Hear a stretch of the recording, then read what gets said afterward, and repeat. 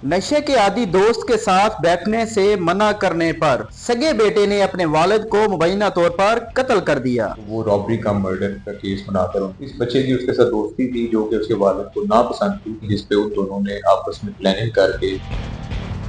Sir, इस case की तफसीलात क्या है? ये हमें 10 जून तकरीबन रात 9:30 बजे इतला मिली है एक बंदे के फायर लगे हुए हैं और उसकी बॉडी नहर किनारे पड़ी हुई है। इस पे फौरी हमारे SHO और SDPO ने रिस्पॉन्ड किया, उनकी फैमिली को भी बताया गया। तो बेसिकली ये बंदा राना मुक्ता, ये अदालत में काम भी करते थे, उसको मुख्तलिफ पहलुओं से हमने देखना शुरू किया। SP इन्वेस्टिगेशन भी मौके पे पहुंचे, तो इवेंचुअली हमें पता चला कि जिस मोटरसाइकिल पे वो घर से निकले थे वो भी मिसिंग थी।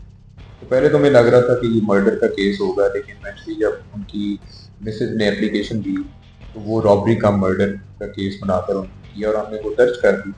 ये बड़ा एक सीरियस ऑफेंस होता है, आपको पता है। तो इसमें फिर हमने मुख्तलिफ टीम्स बनाई, IT की टीम बनाई, CCTV कैमरा चेक करने वाली टीम बनाई, CDRs हमने देखना शुरू की और सस्पेक्ट्स को पकड़ना शुरू किया। जब हमने CCTV कैमरा चेक करना शुरू किए तो उसमें कुछ कैमराज में जो है उस बंदे के साथ एक और बंदा बैठा हुआ नजर आता है, क्योंकि उसके बेटे की स्टोरी को कॉन्ट्राडिक्ट करता था। वो बेटे ने कहा मुझे ड्रॉप करके वालिद आगे अकेला चला गया। लेकिन आप समझ सकते हैं कि एक बेटे को इस तफ्तीश में शामिल करना पुलिस के लिए बड़ा मुश्किल काम था। तो इसको बहरहाल हमने उसकी पूरी स्टोरी सुनी, जो बच्चा बता रहा, उसको फिर हमने इंडिपेंडेंट सोर्सेज से वेरीफाई करना शुरू कर दिया, तो उसमें काफ़ी मुतजाद चीज़ें आई।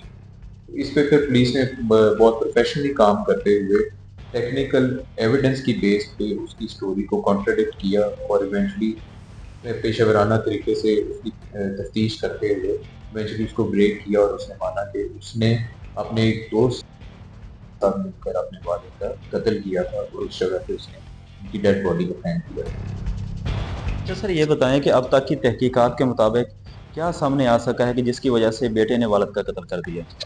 बेसिकली आपको पता है तमाम वालिदैन की कोशिश होती है अपने बच्चों को बुरी सोबत से बचाएं। ये एक नोटोरियस किस्म का बंदा है, इस पे पहले पर्चे भी मौजूद हैं। इस बच्चे की उसके साथ दोस्ती थी जो कि उसके वालिद को नापसंद थी और वो उसको मना करता था कि इससे नहीं मिलो। यही वजह बनी जिस पे उन दोनों ने आपस में प्लानिंग करके असला हासिल करके ये सारा काम किया, अपने वालिद को उसने मार दिया। अच्छा सर, ऐसे केसेस में जो वालदा होती है वो मुद्दई बन जाती है। वालदैन जो होते हैं बड़े रहम दिल होते हैं और फिर जो ऐसे मुल्ज़मान हैं वो बच जाते हैं। इस केस में सर क्या होगा? इस केस में इंशाल्लाह ताला हम प्रोसिक्यूशन से भी हमने रब्ता किया है और जो एक्सपीरियंस लॉयर्स हैं उनसे भी रब्ता किया है। इंशाल्लाह हम कोशिश करेंगे इस केस को मजबूत से मजबूतर बनाएं और ये जो मुल्ज़मान हैं उनको सज़ा मिले कोर्ट में इंशाल्लाह। अच्छा सर, जिस तरह बड़े अफसरान जो है जो भी मुलाजमीन होते हैं उनको सजाएं देते हैं, इस केस में देखा गया कि आपने फौरी तौर पर SHO, DSP सबको बुलाया और इन्हें इनामात भी दिए। क्या कहना चाहेंगे?